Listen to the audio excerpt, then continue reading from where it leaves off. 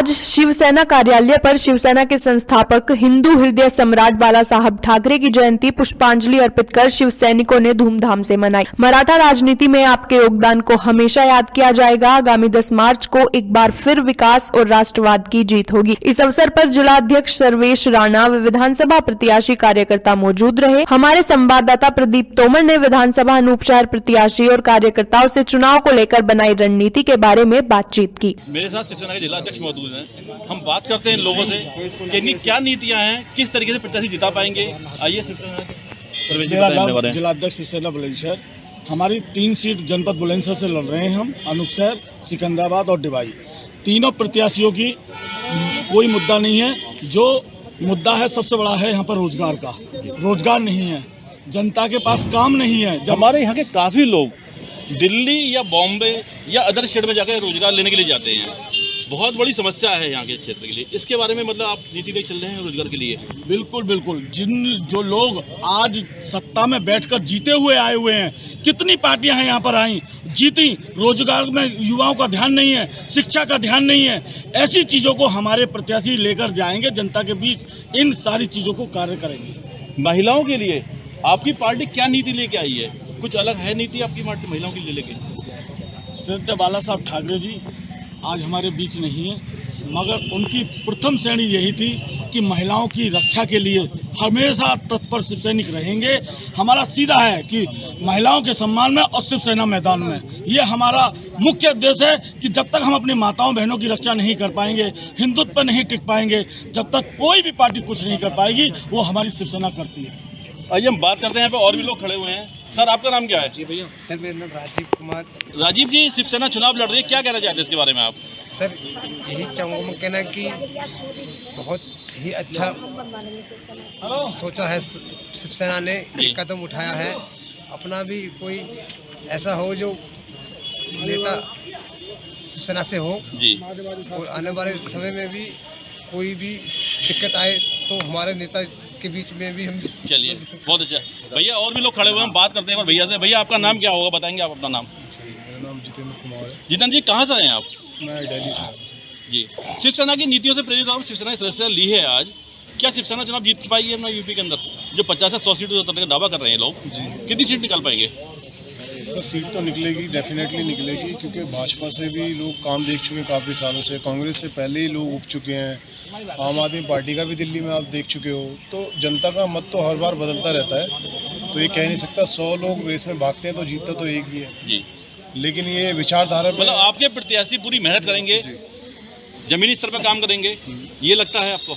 बिल्कुल करेंगे और करना भी चाहिए, बिल्कुल 100% करेंगे, क्योंकि लोगों में जो बाबा बाल साहब ठाकरे पहले महाराष्ट्र तक एक थी, अब ये सर्वेश राणा जी के थ्रू यूपी में आई है, तो लोग काम करने के लिए बेचैन है, आतुर हैं। मेरा नाम प्रफुल्ल नलवाड़े, महाराष्ट्र से हूँ मैं सर।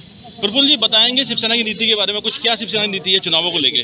शिवसेना नीति जैसे ऊपर से आदेश आते हैं वैसे ही चलते हैं, कार्यकर्ता काम करते हैं, साम दाम दंड भेद से शिवसेना काम करेगी यहाँ पे बुलंदशहर में।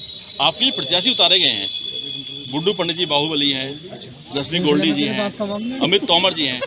किस तरीके से सीट का मतलब आप समझ पा रहे हैं अपनी? भाजपा के सामने, बसपा के सामने, सपा के सामने बहुत टक्कर मुश्किल होगी आपकी। टक्कर मुश्किल में नहीं है। आपका मुकाबला किससे समझ पा रहे हैं आप अपनी? मुकाबला हम लोगों का मुकाबला इससे है, बीजेपी से है, लेकिन सोच उनकी सोच के साथ हम लोग अगेंस्ट नहीं। अच्छा, उनकी सोच से आप अलग चलते हैं जी। चलिए, आइए बात करता हूँ। कुछ मैडम बैठी हैं पे। मैम, क्या नाम है आपका? मेरा नाम सरोज रानी है, मैं शिवसेना से जिला महासचिव हूँ। शिवसेना की प्रत्याशी रश्मि गोल्डी जी उतरी हैं। हाँ जी। किस तरह के चुनाव की प्रक्रिया रहेगी आपको लड़ने की? उनके साथ हम हर टाइम रहेंगे, जैसे भी कि और पार्टियां हैं, उन्होंने जो जो वादे किए और वो अपने वादों पे खरे नहीं उतरे हैं, लेकिन हाँ, हमें उम्मीद है पूरी कि रश्मि गोल्डी जी जहाँ अनूप शहर से जीतती हैं और हम उनका पूरा प्रयास रहेगा जिताने का, और वो अपने वादों पर खरी रहेंगी। आप देख पा रहे हैं लगातार यहाँ पर लोगों का हजूम जुड़ा हुआ शिवसेना की प्रत्याशी जिताने की बात चल रही है। बुलंदशहर से प्रदीप तोमर की रिपोर्ट। शिवसेना के सदस्य भी यहाँ मौजूद हैं जो यहाँ पे अपने प्रत्याशी साथ में आए हुए हैं। उनका दावा है कि सीट को निकाल के ले जाएंगे। आइए हम बात करते हैं यहाँ पे विजय गुप्ता जी से, क्या कहना है? विजय जी बताएंगे अपने प्रत्याशी के बारे में, किस तरह की सीट निकाल पाएंगे अपने प्रत्याशी? हम बहुत अच्छी सीट निकाल पाएंगे अपने प्रत्याशी को, यानी कि 702 से निकाल देंगे हम शिवसेना से। लोगों के कितना प्यार मिलेगा आपको शिवसेना के? बहुत ज़्यादा प्यार मिलेगा। बीजेपी के लिए तो हमें सफाया करना है। बीजेपी की हम कहते हैं कि शिवसेना बॉम्बे में बड़ा भाई छोटा भाई, आखिर है तो आपका भाई है। धोखेबाज भाई था, वो धोखेबाज भाई था, हमने अलग कर दिया है। हमने से अलग कर दिया, अब नहीं है कोई भी हमारे साथ। अब वो भाई नहीं रहे हैं आप? नहीं जी, हमारी तो शिवसेना है, आज है और आगे रहेगी। 2022 के चुनाव का बिल्कुल बच चुका है, प्रत्याशी मैदान में उतर चुके हैं, सब लोग अपनी अपनी जीत का दावा कर रहे हैं। इसमें शिवसेना ने भी प्रत्याशी उतारे हैं, जिसमें रश्मि गोल्डी अनूपशहर से हैं, अमित तोमर जी सिकंदरा क्षेत्र से हैं, गुड्डू पंडित जो डिवाइस चुनाव लड़ रहे हैं। आइए हम बात करते हैं रश्मि गोल्डी से, क्या कहना है चुनाव को लेकर। मैम, भारत टाइम न्यूज़ बहुत स्वागत है आपका, बताइए अपने बारे में। मैं रश्मि सिंह गोल्डी विधानसभा क्षेत्र 67 से, और मैं चाहूँगी कि चहुमुखी क्षेत्र का विकास करूँगी। माता बहनों पे, बेटियों पे हो रहे अत्याचार के खिलाफ। आपके मुद्दे क्या होंगे विकास के अंदर? किन मुद्दों को लेकर विकास करना चाहती हैं आप? चहुमुखी क्षेत्र का विकास करूंगी और माता बहनों पे हो रहे अत्याचार के खिलाफ खड़ी रहूंगी। माता बहनों के सुख दुख में साथ खड़ी रहूंगी। और गंगा माँ पे जो गंदगी है, जो गंदे नाले का पानी जा रहा है। अनूपशहर को छोटी काशी कहा जाता है, छोटी काशी के नाम से मशहूर अनूपशहर। गंदगी का अंबार मिलाता है वहाँ पे, लोग बहुत परेशान है जो जाते हैं तीर्थ करने के लिए, कहते हैं गंदगी बहुत है। वहाँ के चेयरमैन ने कभी कोई काम नहीं किया गया इस बारे में? सब पैसा तो लेते हैं, लेकिन सब पचा जाते हैं, सब खा जाते हैं। भाजपा के नेताओं ने करोड़ों रुपए आए और सब आप बांट के खा लिए मतलब। और मैं चाहूँगी कि जो गंदे नाले का पानी जा रहा है माँ के अंदर, उसे रोकने का प्रयास करूँगी। सीवर प्लांट बनवाने का प्रयास करूँगी। सीवर प्लांट तो बना हुआ पहले से ही, आप क्या बनवाएंगे? अरे सीवर प्लांट बना हुआ है, चालू कोई भी नहीं है, पानी अभी भी गंगा अच्छा, वो माँ के प्लांट अंदर बना दिया गया है, केवल सफेद हाथी साबित हो रहा है वहाँ पे, कोई कार्य उसके आगे नहीं चल पा रहा है, ये कहना चाह रहे हैं आप लोग? हाँ जी, कुछ नहीं हो रहा। इसके अलावा जो हम लोग बात करते हैं गांव और क्षेत्र से पढ़ते हैं आपके, वहाँ सड़कों की स्थिति क्या है, साफ सफाई की स्थिति क्या है वहाँ पर?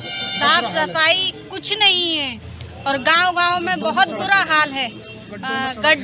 गड्ढे हैं, सड़क वगैरह कुछ नहीं है उधर। शिक्षा नीति को लेकर आप क्या कहेंगे यहाँ पर? मेडिकल को लेकर क्या कहेंगी? मेडिकल सुविधा क्या है आपके यहाँ पर? मेडिकल सुविधा ये है कि उधर कोई ना तो साफ सफाई है, अगर छोटा मोटा पेशेंट भी जाता है तो उसे बुलंदशहर रेफर कर देते हैं या फिर मेरठ करते हैं। वहाँ कोई देख रेख कुछ नहीं है। तो ये थी रश्मि जी, अनूपशहर विधानसभा क्षेत्र में दावा कर रही है अपनी जीत का। मेडिकल को सुधारेंगे, शिक्षा नीति सुधारेंगे, साफ सफाई को सुधारेंगे।